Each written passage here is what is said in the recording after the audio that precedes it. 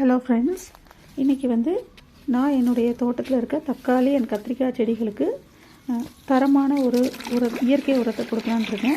So அது வேறு ஒன்றும் இல்லை, புளிச்ச தயிர் தான். புளிச்ச தயிர் அப்படிங்கிறது ஒரு சிறந்த இயற்கை உரம் அப்படின்னு சொல்லலாம். இது ஒரு பூச்சிக்கொல்லியாக செயல்படுது. ஸோ நம்ம மண்ணுடைய ஆரோக்கியத்தை மேம்படுத்தி தாவரங்கள் நம்மளுடைய கத்திரிக்காய் தக்காளி செடி நல்லா வளர்கிறதுக்கு இது ரொம்ப ரொம்ப யூஸ்ஃபுல்லான ஒரு டிப்ஸ். ஸோ இதை நம்ம என்னன்னு சொல்லலாம்னா ஒரு வளர்ச்சி ஊக்கி அப்படின்னு கூட சொல்லலாம். இந்த புளிச்ச தயிரில் என்ன இருக்குது அப்படின்னா நிறைய ஒரு ஆசிட் இருக்குது அப்படின்னு கூட சொல்லுவாங்க. ஸோ அந்த ஆசிட் என்ன பண்ணோம் அப்படின்னா இந்த செடிகளுடைய வளர்ச்சியை ரொம்ப ஊக்குவிக்குது. தென் இந்த புளிச்ச தயிர் நம்மளுக்கு நேரடியாக செடிகளுக்கு பயன்படுத்தக்கூடாது.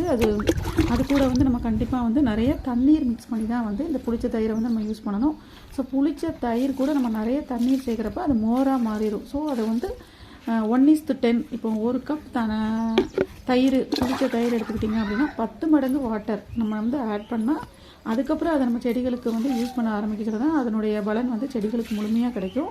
அண்ட் மண்ணும் ரொம்ப வளமையாக மாறும்.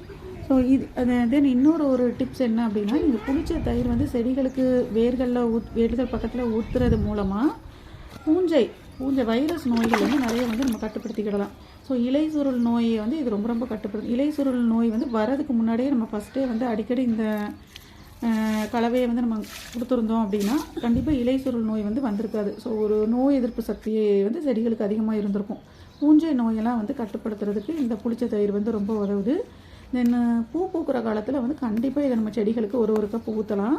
ஸோ அப்போ நம்மளுக்கு நிறைய பூக்கள் வச்சுருக்கோம். அந்த பூக்கள் உதிர ஆரம்பிக்கும். நிறைய செடிகள்லேருந்து உதிர ஆரம்பிச்சிடும் தன்னாலேயே ஏன்னா சத்து இல்லாமல். ஸோ அந்த டைமில் நம்ம புளிச்ச தயிரை நம்ம செடிகளுக்கு கொடுக்குறோம் அப்படின்னா அந்த பிஞ்சிலேயே அது கீழே விழுற அந்த இதெல்லாம் ஸ்டாப் ஆகி ஸோ கொஞ்சம் ஸ்ட்ராங்காக இருக்கும் செடி தென் இது கால்சியம். இது நம்மளுடைய ஆக்சுவலாக பால் நம்ம குடிக்கச்சிலே நம்மளுக்கு நிறைய கால்சியம் சத்து இருக்குது. ஸோ அதே மாதிரி இதை நம்ம மோர் வடிவத்தில் நம்ம மண்ணில் கூட போய் மண்ணுக்கு நிறைய கால்சியம் சத்து, நுண் ஊட்டங்கள் அப்படின்னு சொல்லுவாங்க, நுண்ணூட்ட சத்து அப்படின்னு சொல்லிட்டு கேள்விப்பட்டிருப்பீங்க. ஸோ அந்த மாதிரி சத்துக்கள் அதிகரிக்கிறதுக்கு இந்த புளிச்ச தயிர் ரொம்ப யூஸ்ஃபுல்லாக இருக்குது. அண்ட் பர்டிகுலராக இதில் நைட்ரஜன் சத்து இருக்குது அப்படின்னு கூட சொல்லலாம். ஸோ நீங்கள் கருவேப்பிலை செடிக்கு ஊற்றுனீங்க அப்படின்னா கருவேப்பிலை ரொம்ப தளன்னு சூப்பராக வளரும். ஸோ இதை நம்ம எப்படி யூஸ் பண்ணணும்னா கண்டிப்பாக 1:10 ஒரு கப் தயிர் அப்படின்னா 10 கப் தண்ணி கலந்து அந்த விகிதத்தில் மட்டும்தான் செடிகளுக்கு கொடுக்கணும்.